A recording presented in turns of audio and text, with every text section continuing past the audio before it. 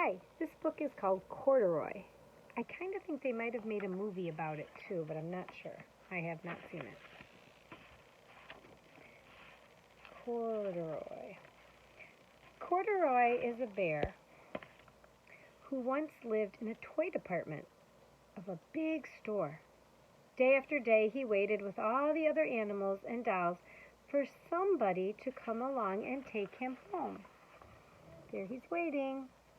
Do you see the giraffe and the clown? He's waiting with all the other toys for someone to pick him.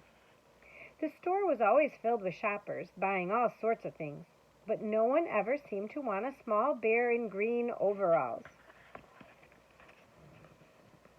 What toy would you pick? There's a lot to choose from. Then one morning a little girl stopped and looked straight into Corduroy's bright eyes. "Oh, Mommy," she said, "look, there's the very bear I've always wanted." "Not today, dear," her mother sighed. "I've spent too much already. Besides, he doesn't look new. He's lost the button to one of his shoulder straps. Do you see? He should have 2 buttons, and he only has 1. Corduroy watched them sadly as they walked away. "I didn't know I'd lost a button," he said to himself. "Tonight I'll go and see if I can find it."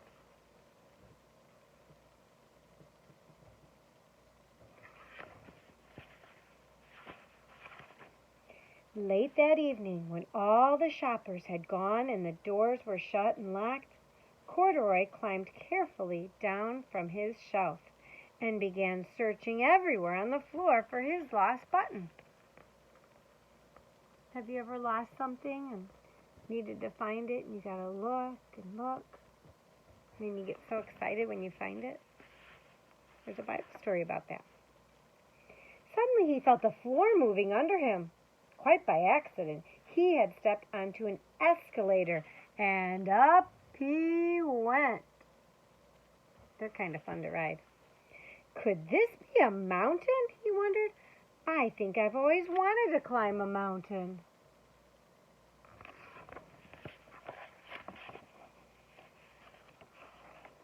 He stepped off the escalator as it reached the next floor, and there before his eyes was the most amazing sight. Tables and chairs and lamps and sofas and rows of beds. "This must be a palace," Corduroy gasped.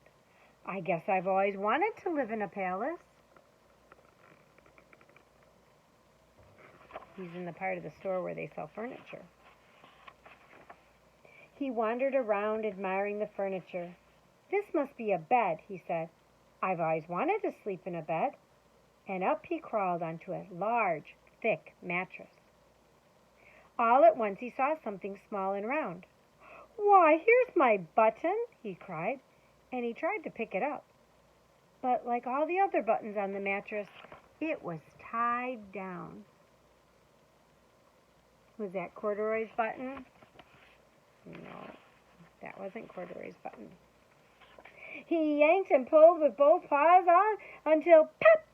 Off came the button, and off the mattress Corduroy toppled. Bang! Into a tall floor lamp. Over it fell with a crash. Uh-oh.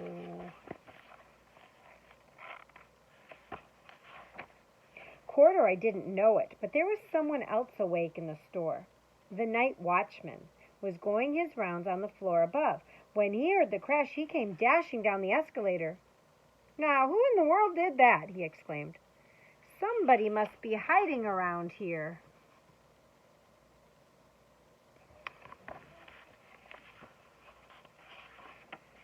He flashed his light under and over sofas and beds until he came to the biggest bed of all. And there he saw 2 fuzzy brown ears sticking up from underneath the covers. Do you see them? "Hello," he said. "How did you get upstairs?" The watchman tucked Corduroy under his arm and carried him down the escalator. and set him on the shelf in the toy department with all the other animals and dolls.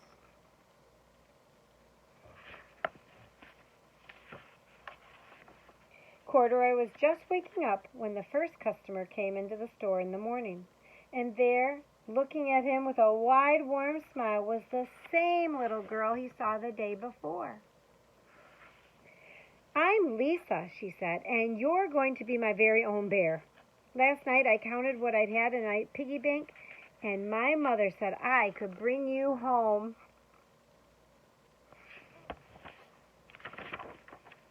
"Shall I put him in a box for you?" the saleslady said. "Oh, no, thank you," Lisa answered, and she carried Corduroy home in her arms. She ran all the way up 4 flights of stairs into her family's apartment and straight to her own room. She's pretty excited. Corduroy blinked. There was a chair and a chest of drawers, and alongside a girl-sized bed stood a little bed just the right size for him. The room was small, nothing like the enormous palace in the department store. "This must be home," he said. "I know, I've always wanted a home." Lisa sat down with Corduroy on her lap and began to sew a button on his overalls. "I like you the way you are," she said, "but you'll be more comfortable with your shoulder strap fastened." "You must be a friend," said Corduroy. "I've always wanted a friend." "Me too," said Lisa, and gave him a big hug. I like that story. I hope you did too.